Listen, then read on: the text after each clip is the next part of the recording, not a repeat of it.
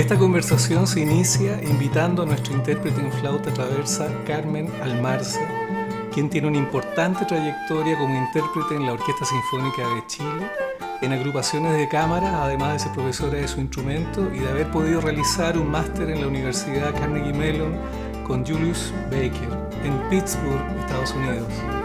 Además de haber tenido la oportunidad de trabajar con maestros nacionales y extranjeros en las temporadas oficiales de la propia Orquesta Sinfónica y de conciertos de cámara, ahora también realizados online a través del canal de TV del CEAC, Centro de Extensión Artística y Cultural de la Universidad de Chile.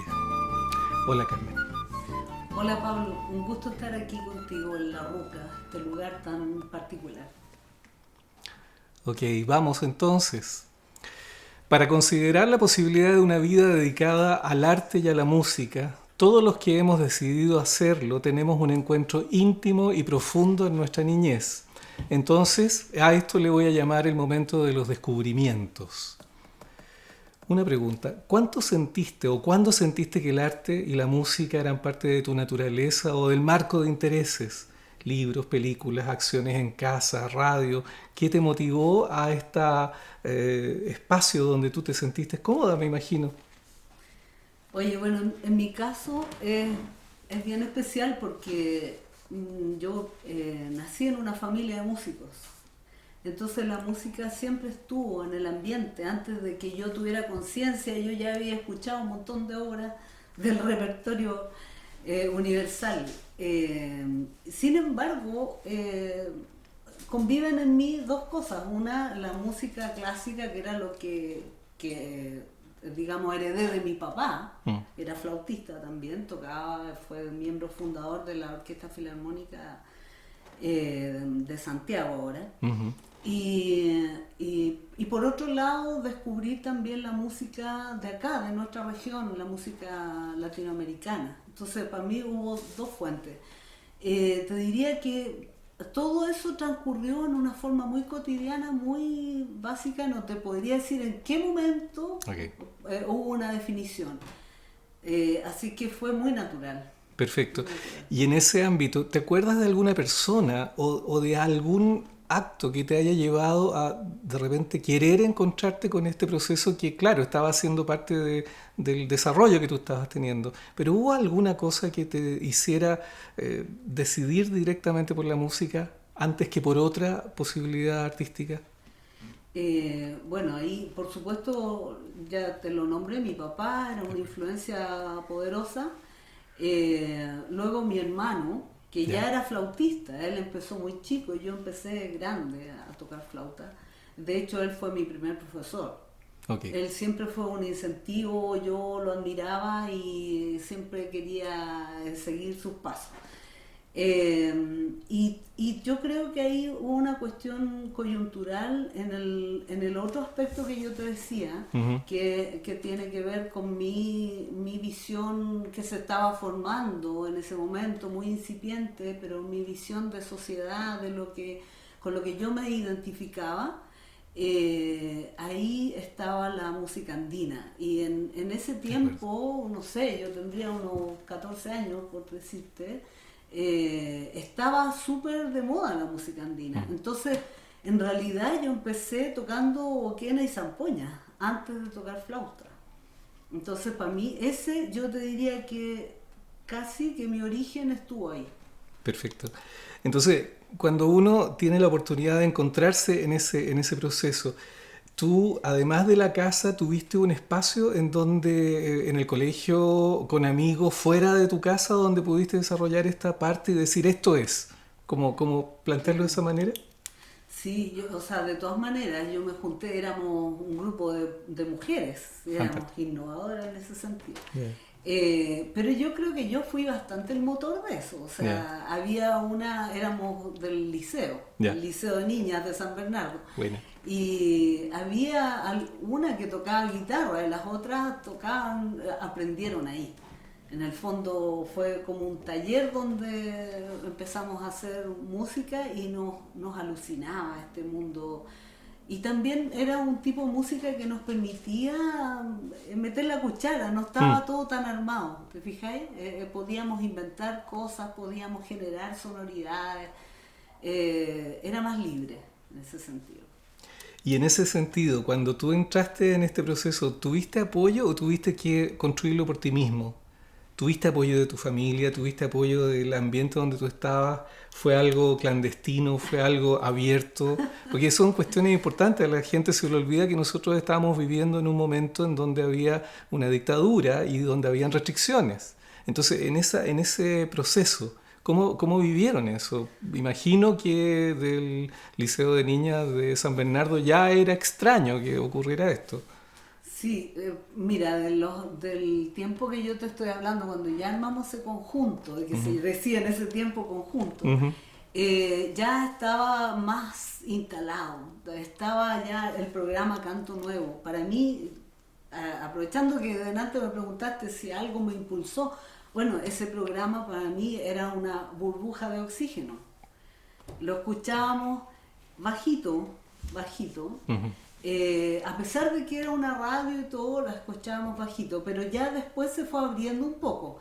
Ahora, antes de eso, cuando recién el golpe, o sea, no podíais tener discos, no sé, discos del Kila. Me acuerdo que alguien me prestó la cantata, yo la tenía súper fondeada, Claro. y la escuchábamos así con una amiga vecina, la escuchábamos muy bajito.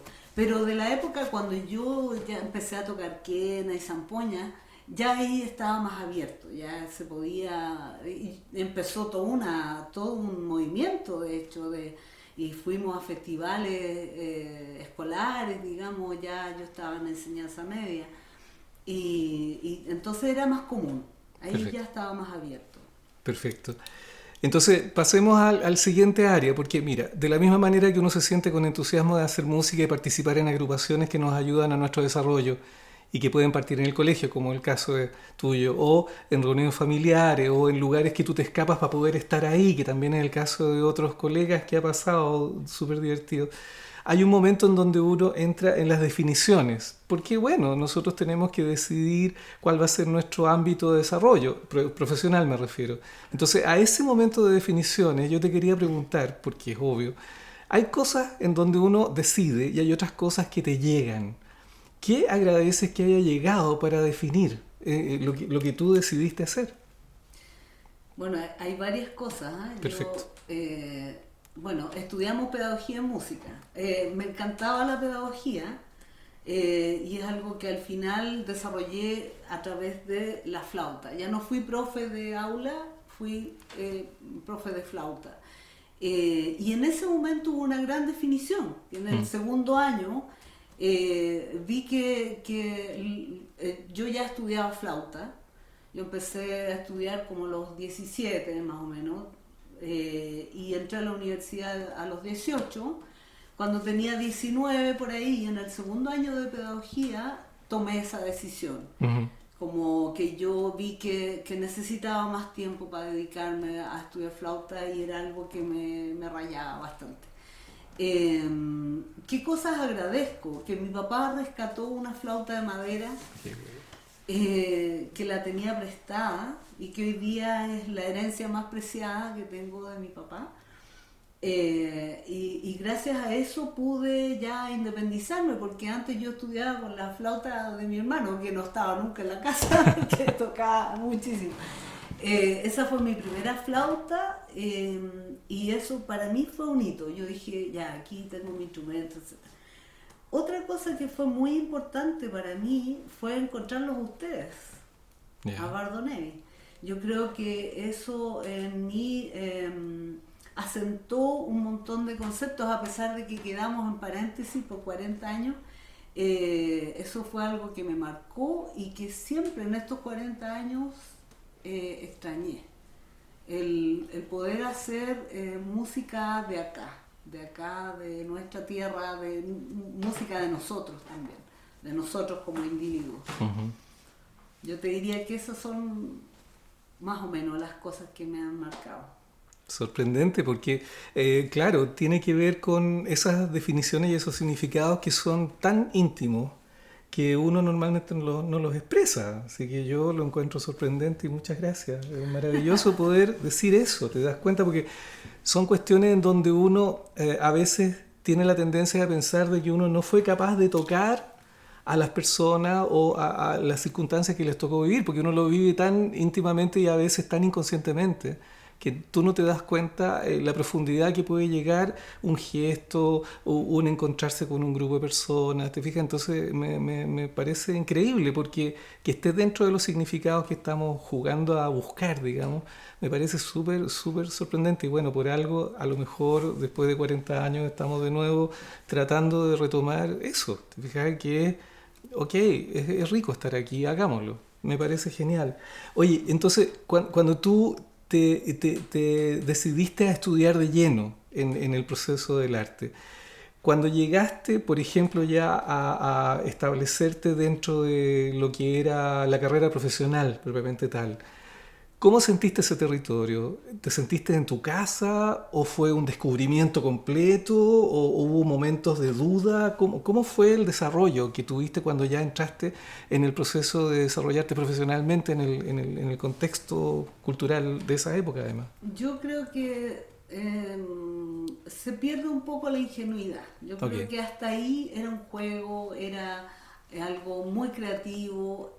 Cuando ya entras en una carrera, junto con tu gusto, que viene natural, qué sé yo, hay un insertarse en un medio que no es fácil. Ujú, Especialmente la flauta. La flauta es un instrumento muy, muy popular, muy ujú. apetecido, es un instrumento virtuoso que siempre está muy, muy a la vista. Y entonces y tenemos pocos espacios donde desarrollarnos. Si hablamos de orquestas, por ejemplo, Sí. en Chile tenemos pocas orquestas dentro de todo, y una orquesta grande como la que estoy yo solo tiene 4 flautas. Entonces, la verdad es que es un camino difícil.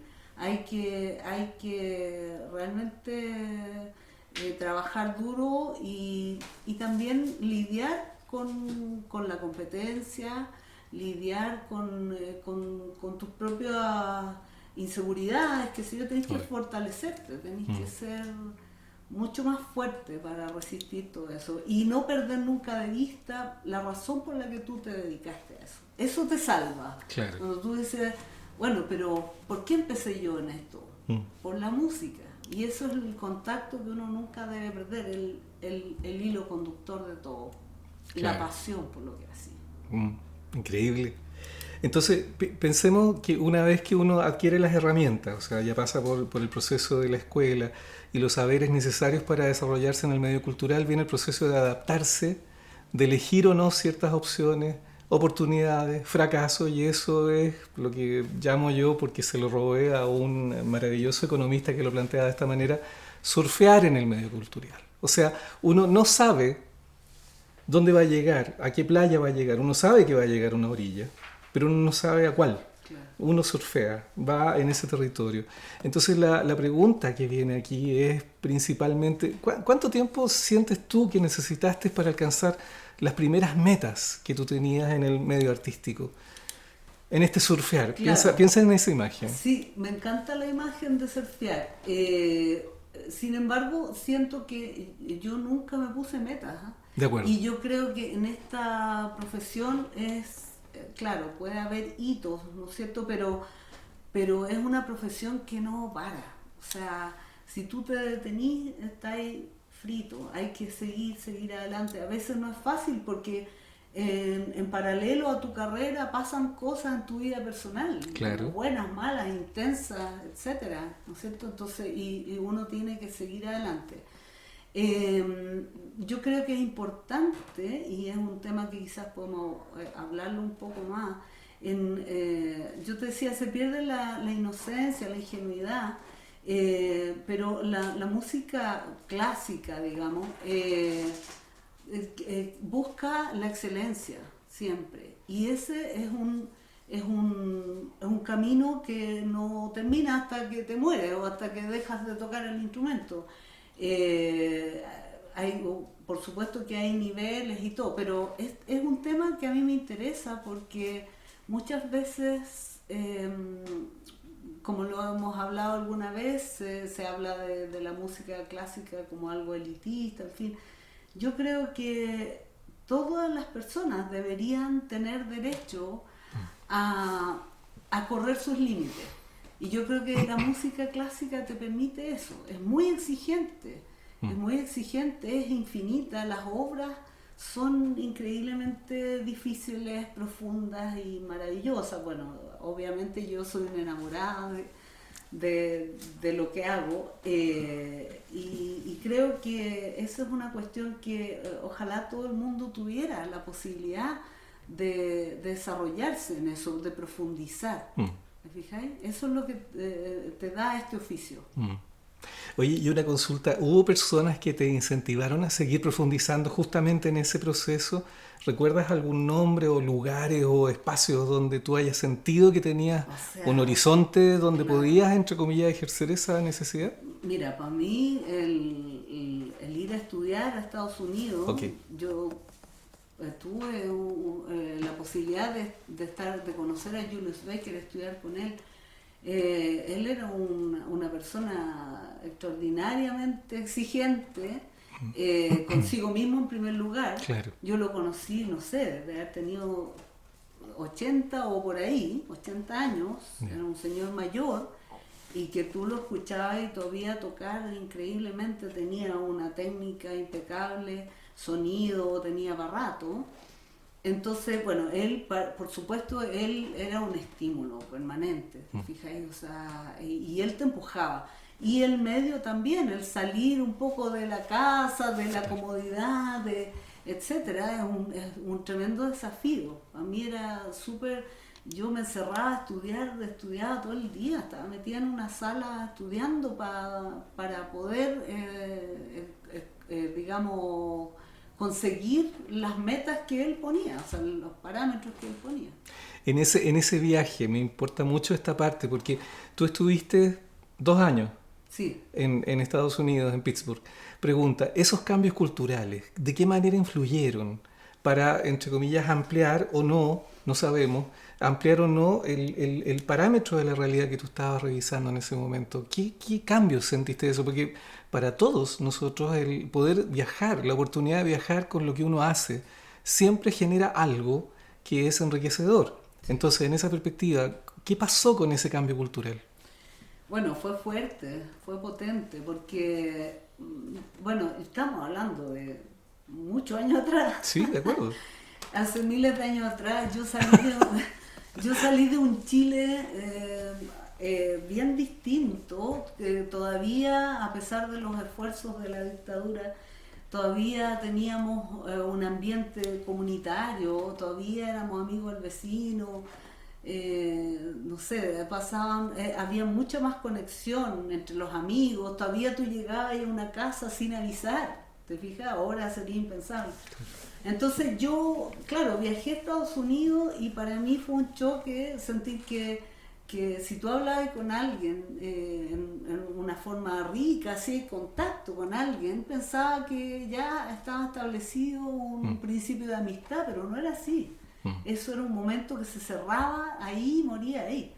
¿Te fijas? Y a lo mejor había posibilidad de volver a conversar con esa persona, pero siempre era como partir de cero. Esa es mi percepción, obviamente. Sí, obvio.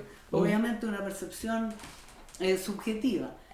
Para mí eso no era menor. Para mí me costó entender eso y después me costó reinsertarme en Chile porque igual me agringué, igual me pasaba que llegué a Chile y sentía que la gente era invasiva, ¿te fijas?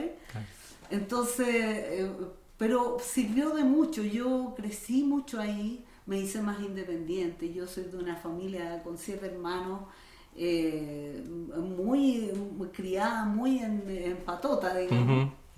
Sí. Entonces de repente verte, a pesar de que estaba mi hermano allá, mi hermano fue un apoyo fundamental, pero igual yo estaba sola, tenía que batírmelas con el idioma, que mi inglés era más o menos nomás, y tuve que hacer los ramos y ir ir creciendo. Yo creo que crecí mucho y desde el punto de vista musical, desde de la flauta, etcétera, también, o sea, tenías que estudiar y pagar el ancho. Claro, lógico. La exigencia es otra, o sea, tenés que... Oye, y trabajo. en ese proceso que tú estabas teniendo, cuando tú llegas de nuevo a Chile, entras, tienes que adaptarte. Vienes con una adaptación ya que ocurrió allá por las circunstancias en donde uno vive, que obviamente son diferentes. Cuando llegas acá, tienes que volver a insertarte en este medio. Ahora, ¿eso lo hiciste de manera progresiva, ordenadamente, o fue caótico, desequilibrante? ¿Qué pasó con eso? No, fue suave, digamos, fue gradual, pero además fue en el fondo reencontrarme, porque Ya. probablemente en ese aspecto al menos Estados Unidos fue un paréntesis. Yo volvía a mí misma, en el fondo, cuando volví a Chile y volví a sentir la necesidad de estar apatotado Ujú, y juntarse con los amigos y conversar hasta las 2 de la mañana cuando se podía. ujú, Yo creo que volví a hacer lo que era, ujú. pero con una perspectiva distinta, con un ritmo distinto, con una comprensión distinta de todas las cosas. Fantástico. Ahora hay una cuestión que a todos los que nos dedicamos a la música nos ha pasado y que es que uno, bueno, tiene familia, uno construye una familia. Entonces, en esa reinserción que tú tienes en el medio chileno, ¿cómo pudiste equilibrar tu familia, tu desarrollo como persona, tu desarrollo como mujer y además en el medio que es un medio complejo, competitivo, como tú mismo decías, donde en la Orquesta Sinfónica hay 4 flautistas, por lo tanto tienes que estar ahí? Sí, pues, claro. No es fácil, ¿eh? No es fácil, pero es apasionante. Igual, yo tuve 2 hijos, tengo 2 hijos, y la verdad es que esa fue mi otra pasión. Perfecto. La verdad es que me consumió en su primer momento toda mi atención, fue una cosa loca. Yo te cuento una anécdota. Cuando yo estaba embarazada habían programado la consagración de la primavera, la sinfonía clásica de Prokofiev, y yo Ya. decía, maldita sea, saqué mal las cuentas, no, voy a estar con prenatal, no puede ser, me la voy a perder. Buena, sí, claro. Bueno, pregúntame si me acordé después cuando mi hijo había nacido. Seguro, seguro, No, ya estaba seguro. absolutamente loca. Pero hay una cuestión interesante ahí bueno, mis 2 hijos son músicos, Mm, eso no es casualidad. Yo pienso que una cuestión trascendente como uno como papá, mm, eh, pienso que hay 2 cosas que son fundamentales en la crianza. La primera es el amor. Tú te puedes equivocar, tú puedes hacer muchas cosas equivocadas, pero no te puedes equivocar en el amor. Tienes que dar amor. Y para mí otra que es muy importante, que les va a servir a los hijos para su vida futura, es la pasión, es inculcarle, ayudarlos a descubrir cuál es su pasión y hacerlo con todas sus ganas. mm, O sea, lo que tú hagas, hacerlo de verdad y con amor también. mm. Y también me pasa que, claro, yo me separé cuando los niños eran chicos y me tocó difícil, ¿te fijas? Entonces, bueno, creo que hice un invento bastante interesante, que fue incluir a mis hijos Ajá, en mi actividad. qué bueno. Entonces, mis colegas conocen a mis hijos desde que eran muy chicos, yo los llevaba a los ensayos, sobre todo en verano, y los chiquillos iban a los conciertos. Ellos crecieron escuchándome estudiar, sabían que había horas en que ellos tenían que estar tranquilos porque la mamá tenía que prepararse para los conciertos. Obvio. Escuchábamos música juntos, yo los involucré siempre en las obras, cuando algo a mí me gustaba.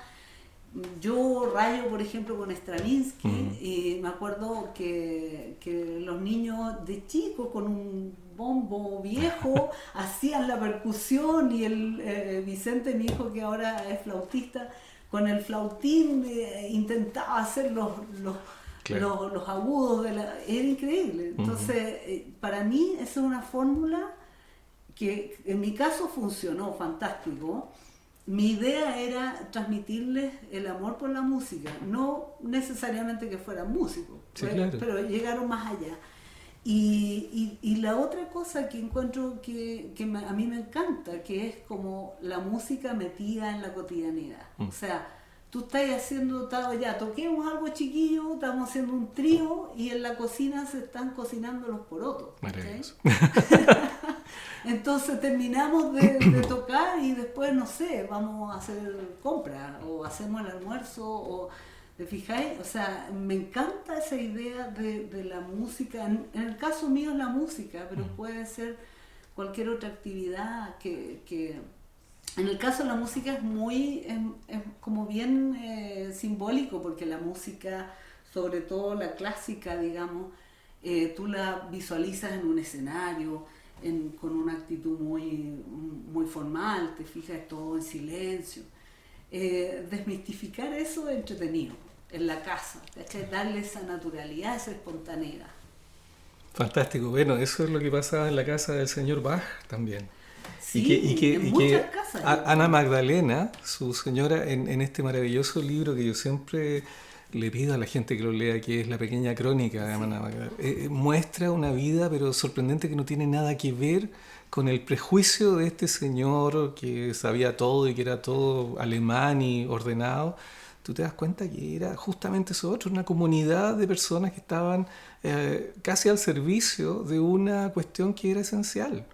Entonces es alucinante ver que eso también se puede vivir de esa manera y que lo vives desde dentro y que es parte de tu naturaleza. Lo encuentro sorprendente y maravilloso.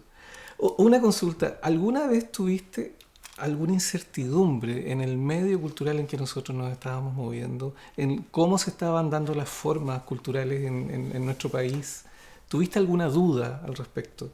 ¿Duda respecto a mi propia... Sí, a tu propia funcionalidad dentro del marco de referencia que en ese momento se estaba dando.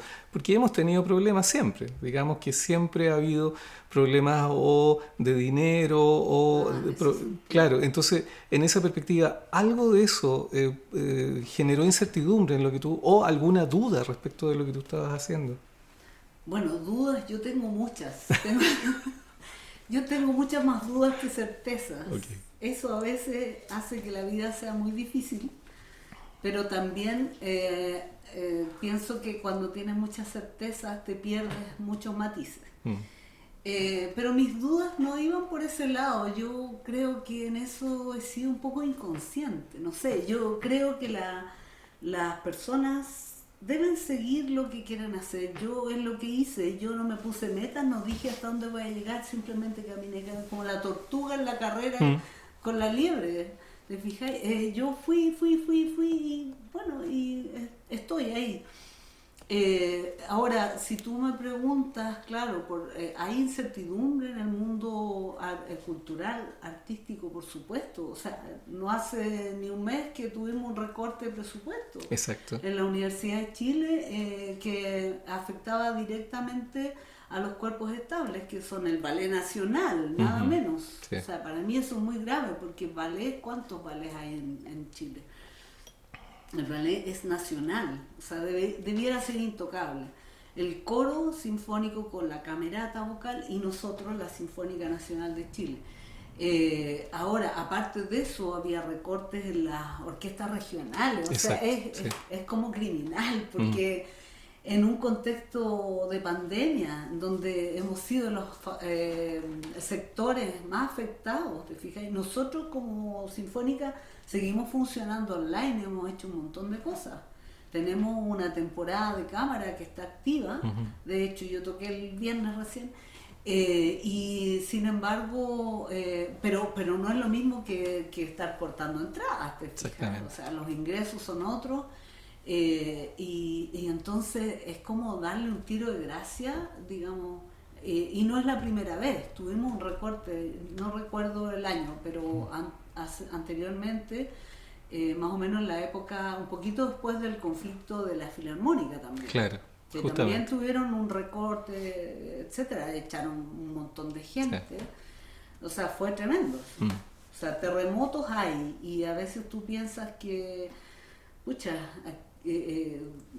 a la autoridad le interesa realmente la cultura, y ahí tenemos un tema también. Un gran tema. Bueno, justamente la idea es pasar a ese último área de preguntas, que es si en esta experiencia, mirándolo desde este momento que es muy sorprendente, que no había ocurrido antes, me gustaría preguntarte sobre algo específico, pero antes de eso, en la posición que tú tienes hoy día, ¿sientes algún tipo de prejuicio por el hecho de ser el profesional que eres y ser mujer? ¿Has sentido tensiones justamente por esa situación? Mira, yo supongo que sí, pero yo soy de una época en donde todo eso era natural. Nunca me pasó nada terrible. Ujú. Con la perspectiva de hoy en día, sí, tú miras para atrás y dices, oye, este colega, ¿verdad? Que no sé qué. Tú empiezas, pero sabes que yo siempre creo que mi opción fue pasar por encima del machismo. Yo Ok. creo que intuitivamente sentí, si yo me detengo a pensar en el machismo, no voy a hacer nada. Yo decidí dar el ancho y seguir adelante y perseverar y qué sé yo. Y siempre lo eché a la talla, la verdad. Mis colegas de la orquesta te pueden decir, yo en mi sección, digamos, Sí. como de la orquesta, de la mitad de la orquesta para atrás, Ajá. por años he sido la única mujer Ajá. Sí. entre los vientos y la percusión. Exacto. Han pasado algunas mujeres, Mm. pero ninguna se ha quedado.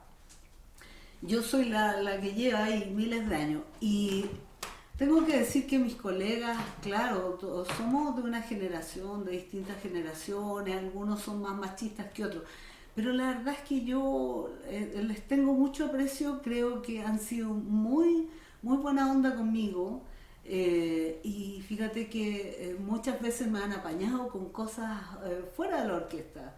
Me han ayudado a conseguir un maestro, un auto, etcétera. La verdad es que creo que han sido muy buenos colegas. Ok. Y si ha habido alguna cosa desagradable, yo me he encargado de pararla y de aclarar, y yo creo que de alguna manera he contribuido en la educación de mis colegas. Fantástico. Es que son preguntas que, claro, en un medio que uno reconoce machista, no se hacen. Pero es súper Claro. importante que ahora uno la haga, porque además es necesario, por lo que tú acabas de decir, que es el proceso de educación. El machismo se educa. Exacto. Entonces, el gran problema que nosotros tenemos es, bueno, pero No es entonces, de ¿cómo, nacimiento. claro, cómo reeducamos entonces? Bueno, conversando. Ahora, hay una cosa súper importante, cuando uno entra a la orquesta, Mm, los concursos son a cortina cerrada. ya, Por lo tanto, ahí tampoco entra ningún tipo de discriminación. fantástico, ¿Te fijas? Y por eso se hacen así. fantástico. Es súper importante eso. O sea, por eso yo siempre me centré en estudiar, en prepararse para algo así. Fantástico, muchas gracias. Oye, entonces en esta última área de preguntas que te quiero hacer, la idea es la siguiente. Quería saber qué sientes que sí funciona, como una radiografía de lo que está pasando ahora. ¿Qué es lo que falta en nuestro medio? ¿Y qué sueñas que sería maravilloso que ocurriera en nuestro medio? Son esas tres ideas las que quiero que compartamos ahora para el final de esto que estamos conversando. Bueno, obviamente uno puede hacer muchas críticas, pero claro que hay cosas que funcionan. Yo personalmente estoy en un proyecto de la Municipalidad de Santiago, que tiene varios años ya. Ha sobrevivido a algunos intentos de... Seguro. Sí, pero ahí los apoderados han sido fundamentales, han defendido su proyecto. A mí me parece que es un proyecto de orquesta, de estudiantes en edad escolar, que vivan en la Comuna de Santiago. Por supuesto, entonces tú te encuentras en la Comuna de Santiago con gente de bajos recursos, gente que tiene problemas serios, digamos, al interior de su familia, muchas veces violencia, etcétera. Sin embargo, tú tienes, puedes trabajar y avanzar con los chiquillos. Yo creo que eso, para mí, eso es un ejemplo de lo que funciona bien. Hay un proyecto con una visión inclusiva, o sea, no hay prueba de ingreso, nada. Lo que interesa es que el niño estudie. El que estudia puede estar ahí. El que se esfuerza puede estar ahí. Para mí es un principio maravilloso. Ahora, ¿qué cosas no funcionan? Bueno, es larga la lista. Pero yo, y tomando un poco el hilo de esto mismo, del proyecto, para mí la clave está en la educación. Yo creo que la educación tendría que ser el centro y los profesores debieran ser el centro porque lo son. Los profesores son el centro de la sociedad. Los profesores enseñan todas las demás áreas. Sin profesores no hay mundo. Son como las abejitas que polinizan para allá y para acá. Los profesores debieran ser los mejor pagados, los mejor respetados. Debía ser la profesión más respetada de una sociedad. Porque a partir de ahí tú tienes todo lo demás. Yo como músico clásico, música clásica, te puedo decir que claro, cuando tú trabajas desde los niños chicos y enseñas desde la estructura, desde una escala, qué sé yo, tú ves cómo los niños se van formando y van formando su criterio y su oído musical. Y se van encantando en un mundo y después tocan en orquesta. O sea, Chile está lleno de orquestas, gracias a la FOGI y otras organizaciones. Estamos llenos de orquestas y tú ves que eso hace unos años atrás era impensable. Tú vas por el metro y ves niñitos con violín. Antes tú veías un violín y lo conocías. O sea, si había un violín era alguien conocido. ¿Te fijas? Entonces... la educación en primer lugar y por qué la música clásica y por qué no. Para mí la pregunta es ¿por qué no? La música clásica para mí es sumamente universal. Se la ha tildado de elitista, pero lo elitista no es la música, es la forma en que se difunde. Yo te puedo decir que nosotros como orquesta sinfónica, y es de las cosas que realmente me hacen sentir parte de esa orquesta, y entre paréntesis, esa era mi orquesta en la que yo quería estar desde chica. Es justamente su preocupación por la extensión, por llevar la música, y tú lo ves cuando vamos a provincias, etcétera, tú ves cómo la gente está ávida y cómo te agradece ese momento. Y por último te quiero decir una cosa, dejarte con una imagen que es de cuando fue el estallido social. Nosotros como orquesta quisimos estar presentes y salimos a la calle, fuimos a los parques, fuimos a colegios. Y para eso se redactó un manifiesto. Y recuerdo un colega que llegó con un boceto para el manifiesto. Me voy a robar un poco su idea. ¿Qué decía él? Él decía, hagamos una metáfora. Cuando ustedes nos ven tocando en la orquesta, todos hacemos una parte de una construcción mayor. Todos somos engranajes, no lo decía con estas palabras, pero es la idea.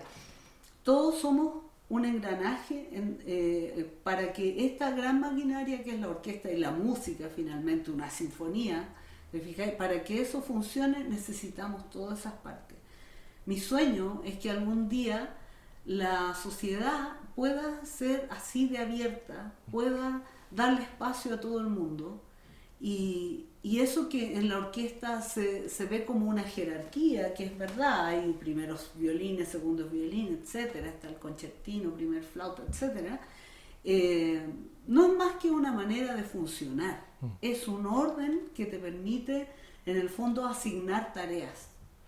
Yo con mi visión creo que no tiene por qué ser un juicio de valor, un ordenamiento de valor jerárquico, sino que simplemente es una asignación de tareas.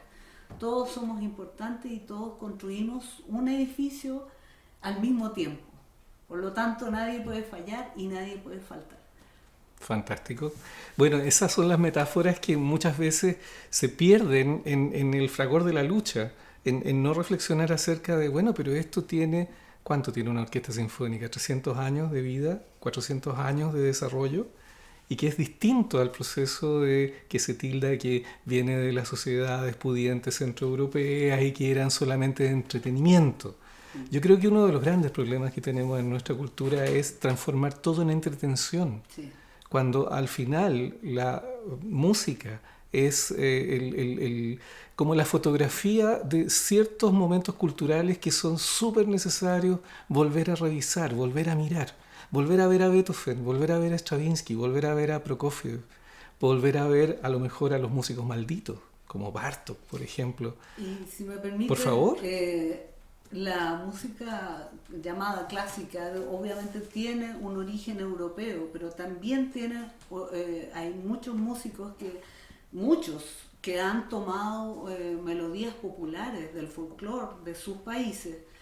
Y al igual que en la literatura, Latinoamérica irrumpió en la música clásica, así como entró García Márquez en un momento y dejó la escoba. Bueno, tenemos muchos músicos latinoamericanos, por lo tanto esto ya se les fue de las manos, esto es absolutamente universal, y los temas tomados por la música clásica son del ser humano, no son de los europeos nomás, son de todos nosotros. Exactamente. Bueno, agradecemos la generosidad de Carmen por compartir con nosotros este repaso de este viaje que recién está comenzando y los invitamos a una nueva conversación desde la Ruca. Gracias, Carmen.